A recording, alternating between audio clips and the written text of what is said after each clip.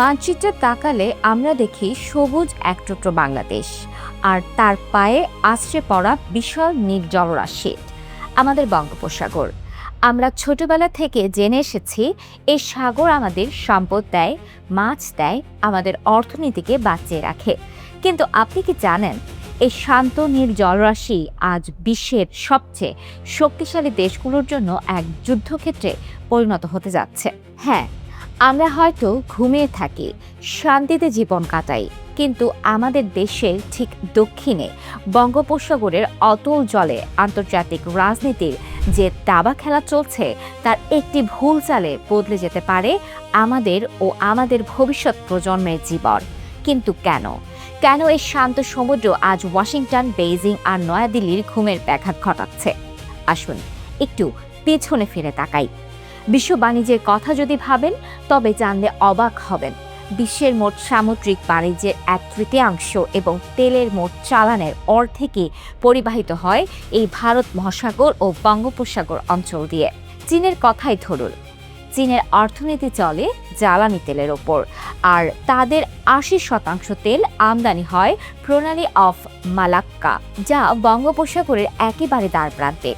চীন খুব ভালোভাবে জানে যদি কখনো কোনো যুদ্ধে তাদের এই পথ বন্ধ করে দেওয়া হয়, তবে পুরো চীন স্তব্ধ হয়ে যাবে। তাই তাদের জন্য বঙ্গোপসাগরে নিজেদের কর্তৃত্ব বজায় রাখা বেঁচে থাকার লড়াই। অন্যদিকে ভারতের কথা ভাবুন। ভারতের 3 দিকে সমুদ্র, আর বঙ্গোপসাগর তাদের নিরাপত্তার একেবারেই প্রথম দেয়াল। ভারতের প্রধান নৌঘাঁটিগুলোর একটি এই সাগরের পাড়ি। ভারত যদি এই সাগরে নিজের নিয়ন্ত্রণ হারায়, তবে তাদের জাতীয় নিরাপত্তা চরম হুমকির মুখে পড়বে।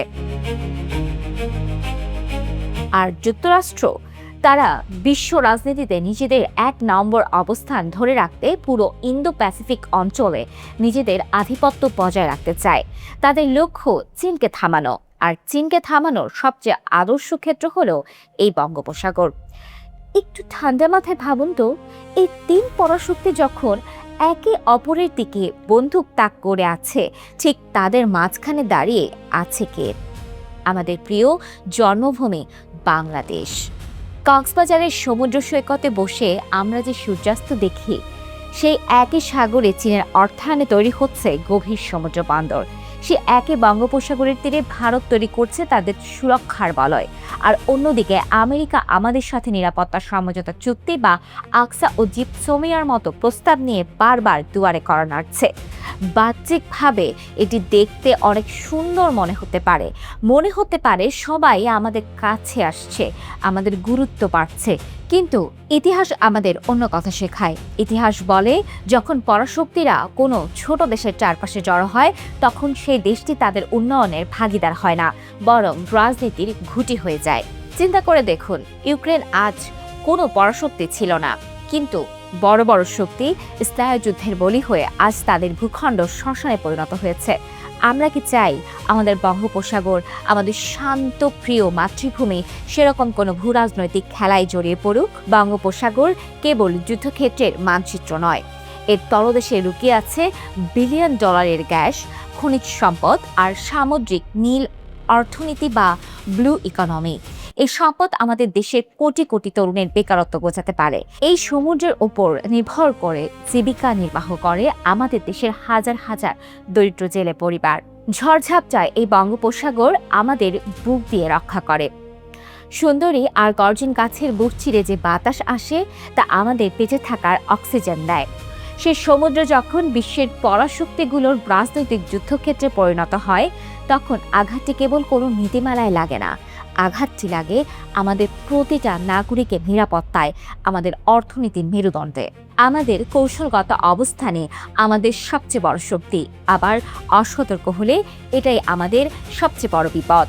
বাংলাদেশ সব সময় একটি নীতিতে বিশ্বাস করে এসেছে, সবার সাথে বন্ধুত্ব, কারোর সাথে বৈরিতা নয়। কিন্তু আজকের এই উত্তপ্ত বিশ্ব পরিস্থিতিতে এই নীতি ধরে রাখাটা দড়ির ওপর হাঁটার মতো কঠিন এক পরীক্ষা। আমেরিকা, চীন কিংবা ভারত, তাদের নিজস্ব স্বার্থ আছে, তাদের যুদ্ধ তাদের, তাদের রাজনীতি তাদের, কিন্তু বঙ্গোপসাগর আমাদের। এই সাগরের প্রতিটি ঢেউয়ে মিশে আছে আমাদের সার্বভৌমত্ব। বিশ্বের শক্তিশালী দেশগুলো যখন আমাদের সাগরে চোখ রাখছে, তখন আমাদের চোখ খোলা রাখতে হবে। প্রজ্ঞা, বুদ্ধি এবং নিরপেক্ষতার এমন এক ভারসাম্য বজায় রাখতে হবে যেন বঙ্গোপসাগর কখনো কোনো পরাশক্তির রণক্ষেত্র না হয়। কারণ দিন শেষে এই সাগরের শান্ত নীল জলই ঠিক করে দেবে আগামীর বাংলাদেশে আমাদের সন্তানেরা শান্তিতে ঘুমাবে নাকি কোনো অজানা আতঙ্কে দিন কাটাবে।